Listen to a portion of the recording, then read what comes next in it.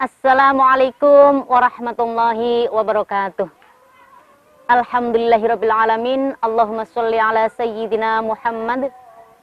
Pemirsa TV 9 yang dirahmati oleh Allah Subhanahu wa taala. Alhamdulillah, sore kali ini kita akan bicara tentang ekonomi syariah atau ekonomi Islam. Dalam keseharian kita sudah melihat bagaimana kemudian pertumbuhan ekonomi syariah. Bagaimana kemudian orang heboh begitu ya. Kemarin-kemarin ada persoalan tentang bisnis-bisnis syariah yang ternyata kibul-kibul, penipuan dan lain sebagainya. Nah, ini nanti kita akan memulai tema kita. Jadi hari ini temanya apa itu ekonomi syariah? Ya, apa itu ekonomi syariah? Kemudian apa bedanya dengan ekonomi Islam? Kenapa di Indonesia pakainya ekonomi syariah? Jadi kalau di dunia itu wacana tentang ekonomi Islam itu ekonomi Islam, tetapi kalau di Indonesia ekonomi syariah, kenapa bisa seperti itu? Ya, ini kita bahas. Jadi hal-hal sepele supaya kita, apalagi masyarakat ini apalagi yang nahdiyin supaya ngerti. Oh, kuper-kuper amat ben ngerti. Tapi persoalannya beli banget. Wis ngerti ono bank syariah, ada pegadaian syariah. Yo tetep ae ora payu, ora payu. Jadi kita mulai ya dari awal, dari definisi dulu apa itu ekonomi syariah. Nah, jadi secara legal formal di Indonesia memakai ekonomi syariah. Alasannya ada dua. Yang pertama adalah alasan historis. Jadi secara historis ekonomi syariah itu seiring dengan kemunculan bank syariah di tanah air ya, di Indonesia, yaitu awal tahun 1990. Saat itu bank ini digawangi, disponsori, diperkenalkan, diperjuangkan oleh Majelis Ulama Indonesia dan Ikatan Cendekiawan Muslim Indonesia (ICMI). Ketika MUI, tokoh MUI dan ICMI sowan matur ke pemerintah tentang pendirian Bank Islam, kemudian pemerintah diwakili oleh Presiden dan Menteri Keuangan menawarkan istilah yang pas, yang cocok. Dari berbagai istilah itu kemudian apakah akan dinamai Bank Islam ataukah Bank Syariah? Kemudian ketemulah nama Bank Syariah. Itu secara historis seperti itu. Sebenarnya ya ada kurang puas gitu ya dari tokoh-tokoh muslim ini, tetapi sing penting bisa goal apapun namanya, toh substansinya sama-sama membawa perekonomian Islam. Jadi namanya Bank Syariah. Lah, dari alasan historis ini kemudian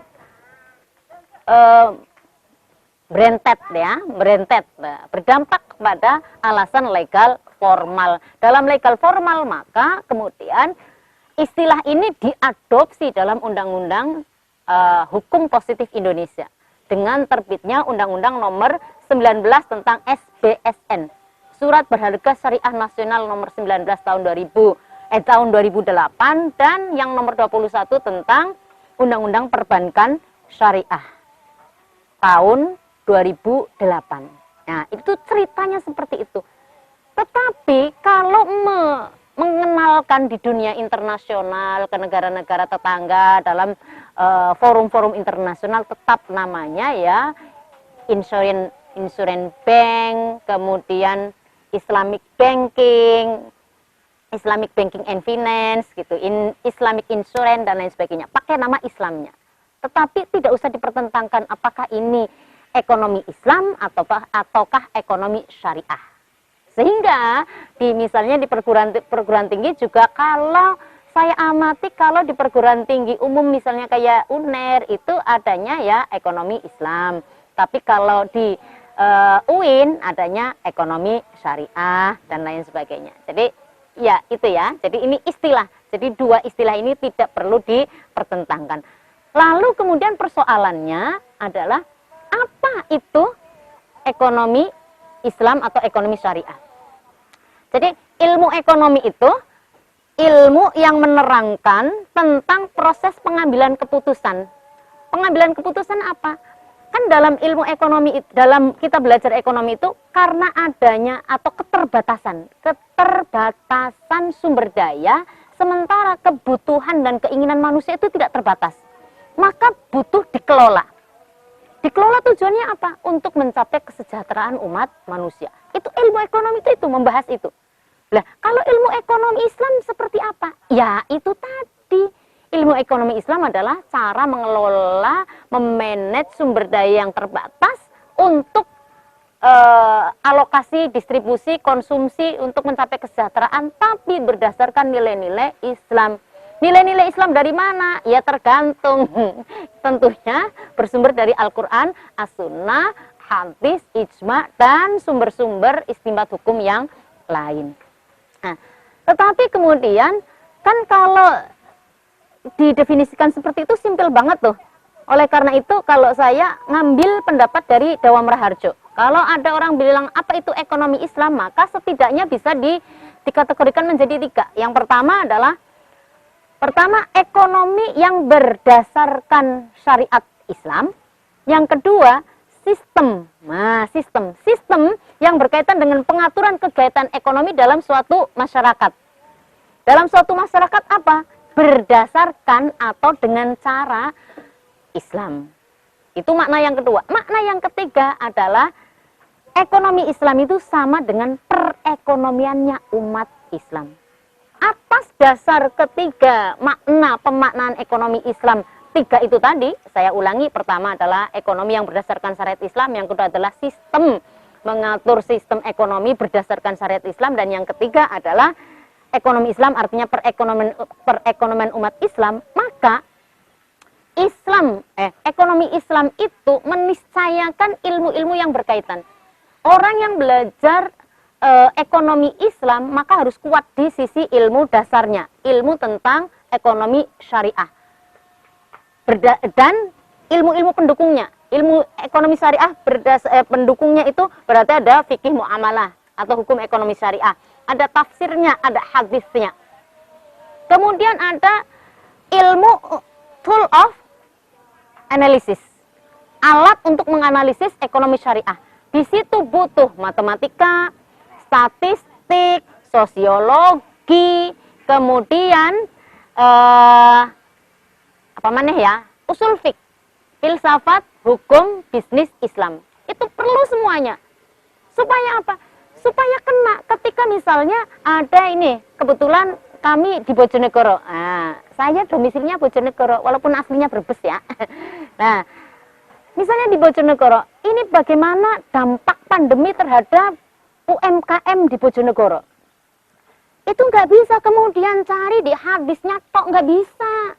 Di Al-Quran hadisnya tok nggak bisa. Tapi perlu dilihat bagaimana dari ilmu kesehatan, bagaimana dari ilmu usul fiqh tentang kemaslahatan.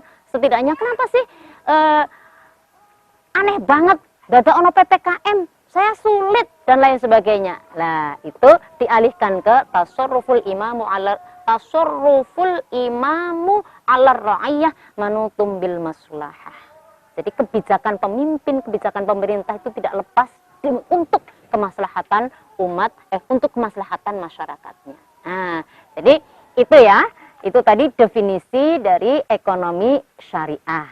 Nah, saya ulangi lagi, ekonomi syariah adalah ekonomi yang berdasarkan pada Al-Quran dan As-Sunnah, atau yang membahas tentang perekonomian umat Islam. Dan setelah ini kita akan membahas tentang karakteristik ekonomi syariah. Kita lanjutkan, tadi ketika kita sudah tahu apa itu ekonomi syariah, sekarang kita lanjutkan karakteristik sistem ekonomi Islam atau ekonomi syariah. Yang pertama, mengakui kepemilikan individu dan kolektif dalam konteks kemaslahatan. Penjelasannya supaya bisa membandingkan dengan apa sih maksudnya. Jadi kalau di ekonomi sosialisme ya, negara-negara seperti yang negara-negara komunis itu kepemilikan individu hampir tidak ada. Karena seluruh sumber daya alam, produksi, alokasi, distribusi, dan lain sebagainya diatur oleh pemerintah. Jadi sama rata, sama rasa ngono lah. Nah, gitu ya. Itu yang sosialisme. Sementara yang kapitalisme berbeda. Sebaliknya dari sosialisme. Dalam kapitalisme itu pasar bebas. Semuanya ditentukan oleh pasar, sak karep-karepe. Semua kepemilikan individu dan swasta bebas. Jadi yang kaya banget, bahkan kadang yang miskin jadinya miskin gitu. Itu yang kapitalisme. Lah, di Islam itu tidak. Di Islam itu menggabungkan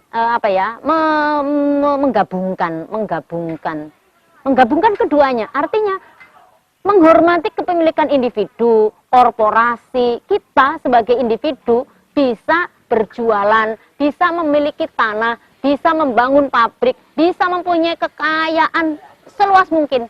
Tapi kemudian pemerintah juga berhak untuk hak hajat hidup yang mencakup kemaslahatan orang banyak itu harus diatur oleh pemerintah. Dan di dalam hak kepemilikan individu tetap ada kewajiban pajak, ada kewajiban zakat. Jadi kalau di Islam itu zakat ya, ada zakat, infak, sedekah. Karena apa? Di kepemilikan kita, sekaya apapun pekerjaan kita nggak lepas dari kontribusi orang lain. Kita memakai ini memakai baju seperti ini. Ada ono pabrik jilbab, pabrik kain, ada penjahit, ada peniti. Nah, jadi perempuan itu kalau seperti saya mau pakai jilbab, orang peniti kilo bingung. Nah, itu artinya apa? Mulai dari pakaian saja saya melibatkan orang lain untuk kesuksesan saya. Apalagi pekerjaan saya, misalnya saya sebagai dosen. Atau inilah saya sedang berbincang-bincang, sedang menjelaskan tentang apa itu ekonomi syariah, tentang karakteristik ekonomi syariah lewat TV 9. Itu ada Mas Farid, ada Mas Denny, ada Mas Dekade yang membantu kesuksesan acara ini.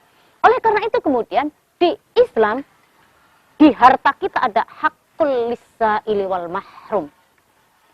Hak bagi orang yang sa'il meminta-minta.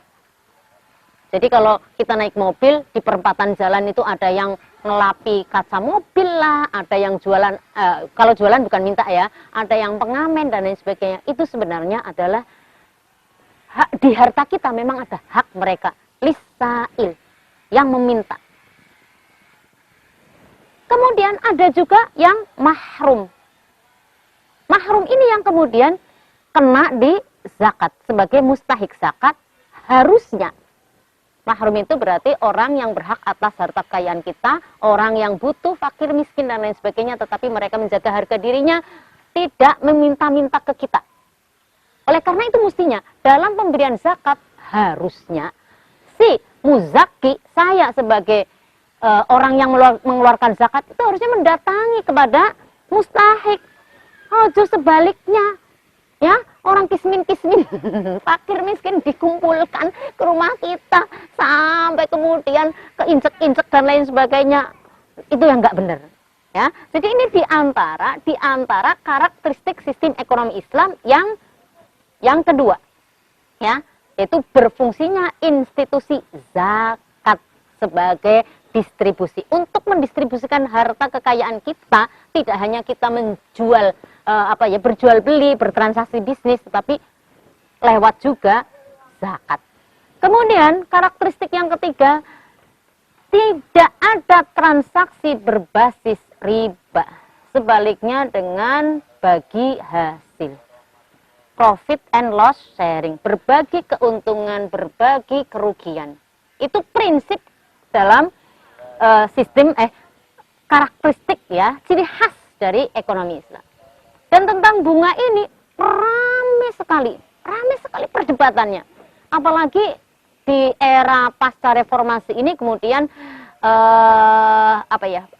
ada masyarakat kelompok-kelompok tertentu yang ingin mendirikan khilafah Islamiyah dan menyasarnya lewat ekonomi. Walaupun Akhirnya kenapa sih ekonomi umat Islam itu menjadi sasaran empuk? Lah piye, Dang? Indonesia itu penduduk muslimnya itu terbanyak di dunia. Bagi orang pasar, marketing, sasaran empuk. Maka tinggal aja mainkan emosi atas nama syariah begitu. Itu gampang sekali untuk menarik massa. Padahal bukan itu. Ya, padahal bukan itu. Nanti kita bahas di segmen-segmen selanjutnya. Kemudian karakteristik yang keempat, mengakui mekanisme pasar. Mekanisme pasar. Mekanisme pasar itu artinya apa? Jadi harga itu ditentukan karena adanya permintaan dan penawaran. Iki Lombok kemarin mahal banget. Kemudian konsumen bilang, pemerintah orang kerjaan gitu. Lombok regane mahal kok orang turun tangan. Loh, nggak bisa. Kalau memang penawarannya sedikit, permintaannya banyak, otomatis harganya naik.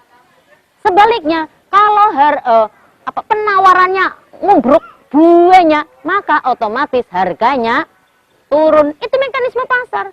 Tapi mekanisme pasar ini tidak diumbar, tidak mutlak. Ada intervensi dari pemerintah. Oleh karena itu, karakteristik sistem ekonomi Islam yang terakhir, yang kelima, ada peran negara atau pemerintah sebagai regulator dan supervisor. Karena apa? Kalau mekanisme pasar sudah tidak adil, sudah ada monopoli, sudah ada penimbunan ikhtikar dalam ekonomi syariahnya, maka langsung dicemes. Harus pemerintah tas'ir menentukan harga. Itu namanya mekanisme pasar. Nanti selanjutnya tentang itu tadi karakteristik ekonomi syariah. Saya lanjutkan tadi tentang karakteristik ya, ciri khas dari ekonomi syariah. Sekarang dilanjutkan nilai utama ekonomi syariah jadi apa dong? Jadi nilai utama ekonomi syariah yang pertama adalah tadi ada peran positif dari negara. Walaupun mekanisme pasar bebas menentukan harga, tetapi kalau sudah tidak ada, kalau sudah ada ketidakadilan itu karena dimonopoli atau sengaja ada penggelembungan harga. Supaya harga pasir mahal, maka harus saya monopoli, harus saya timbun. Nah, maka pemerintah nggak bisa, harus turun tangan. Itu jadi seperti itu. Kemudian yang kedua, ada batasan moral atas kebebasan yang dimiliki. Contoh tadi di mekanisme pasar, jadi harga itu ditentukan oleh mekanisme pasar, artinya kalau memang penawarannya banyak sekali, permintaannya tidak ada, maka tentu sangat murah. Maka kemudian bebas-bebas ada yang dibuang, ya kayak kemarin kasus karena PPKM nggak ada yang membeli, akhirnya dibuang oleh pedagang-pedagang pasar sayur-sayuran. Misalnya seperti itu. Lah, ini harus ada aturan, ya. Jadi kebebasan harus. Mestinya kan kalau sekedar itu nggak usah dibuang toh ya, disedekahkan kan lebih berkah. Atau kanggo bonus-bonus kan tambah berkah. Jadi seperti itu. Kemudian batasan moral juga, kalau di kapitalisme kita boleh mengeruk keuntungan sebanyak mungkin karpe kita. Tetapi kalau di Islam ada batasannya. Tidak boleh kemudian demi mendapatkan keuntungan yang banyak dan harus zalim, harus menipu, enggak bisa. Nah, ini bedanya ya, nilai utama dari ekonomi Islam. Kemudian yang ketiga, ada kesetaraan antara kewajiban dan hak. Di ekonomi syariah, kenapa kemudian riba diharamkan, jual beli kok dibolehkan? Sama-sama kan mendapatkan keuntungan, beda. Persoalannya beda. Kalau dijual beli ada barang yang dijual belikan, kemudian penjual itu usaha betul untuk mengadakan barang itu, memproduksi atau ya mengadakan ya, supaya bisa dijual. Sementara kalau di riba, orang hutang, duitnya kui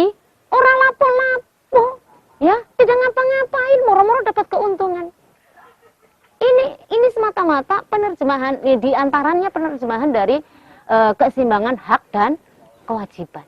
Kemudian nilai utama ekonomi Islam yang selanjutnya adalah usaha untuk selalu bermusyawarah dan bekerja sama. Jadi dalam Islam itu, kenapa kemudian konsep yang paling diutamakan adalah musyarakah, syirkah? Itu karena ini diutamakan. Jadi mencoba berbagi indahnya kebersamaan. Kita itu kalau berhasil bersama-sama tim itu seneng banget daripada berhasil dewean. Sopo sing ngapain nyelamati, bahagianya di mana? Itu enggak konsep Islam. Lah, kemudian pertanyaannya, apakah ekonomi syariah itu cocok dengan ekonomi di Indonesia, ekonomi Pancasila? Saya menyitir pendapatnya Sri Edi Swasono, pakar ekonomi, mengatakan bahwa ekonomi Islam itu cocok. Sifatnya kompatibel, walaupun tidak substitusional. Tidak menggantikan langsung, tetapi cocok. Lah apa nih sih ora cocok? Misalnya tentang ekonomi Pancasila ada demokrasi ekonomi, kebebasan dalam mencari usaha. Kemudian juga dia kebebasan mengelola. Tetapi kebebasan ini tidak lepas bebas. Masih ada kendali dari pemerintah. Di Indonesia misalnya perusahaan-perusahaan yang mengelola hajat hidup orang banyak itu dikelola oleh BUMN, Badan Usaha Milik Negara. Lah, ini artinya apa? Jadi artinya apa? Artinya bahwa ayolah kita itu sebagai warga negara Indonesia harus cinta negara kesatuan Republik Indonesia. Mulai dari ekonomi juga harus bangga dengan ekonomi Pancasila karena apa? Tidak bertentangan dengan ekonomi syariah. Kalau kemudian wujudnya di Indonesia itu ada bank konvensional, Bu, bunga bank itu riba. Bisa ribut-ribut. Sudah diberi alternatifnya yaitu bank syariah. Itu artinya Pak, udah cocok. Orang seakan rewel. Cuman persoalannya adalah seakan-akan yang syariah itu mau perbankan tok. Nah, jangan disederhanakan bahwa ekonomi syariah itu mau bank, tapi di semua lini kehidupan ya, dalam misalnya ekonomi syariah itu harus meluas, tidak hanya dalam sektor perbankan. Kemudian, ekonomi syariah juga harus dapat menangkal sistem ekonomi yang eksplanatorinya luas dan merusak. Luas dan merusak seperti apa? Yaitu persaingan tanpa kontrol. Kemudian kesenjangan ekonomi sangat amat luas. Kemudian sistem ekonomi yang membiarkan trade-off. Ya, trade-off itu dalam istilah ekonomi kalau kita dihadapkan pada pengambilan keputusan kepada dua hal, maka harus ada yang dikorbankan. Sebenarnya wajar, tetapi ketika persoalan tersebut itu sistemik dan subordinatif, diskriminatif terhadap pelaku-pelaku usaha yang lain, ini yang kemudian tidak boleh sistem ekonomi yang membiarkan berkembangnya laissez-faire. Jadi ekonomi syariah itu menggabungkan dari berbagai sistem ekonomi dunia yang ada sebelumnya. Intinya bahwa dalam Islam itu dalam sistem ekonomi Islam itu mengakui kepemilikan individu dan pemilikan masyarakat atau kepemilikan negara. Kebebasan individu tidak mutlak, dibatasi oleh kepentingan umum. Semoga bermanfaat untuk kita semua, kita belajar mengenal ekonomi syariah. Syariah tidak hanya untuk kepentingan ibadah semata, tetapi bagaimana hablum minan nas, hubungan antar sesama manusia, terutama khususnya dalam hal ekonomi dan bisnis juga harus kita pelajari. Semoga bermanfaat. Wallahul muwaffiq ila aqwamit thoriq. Wassalamualaikum.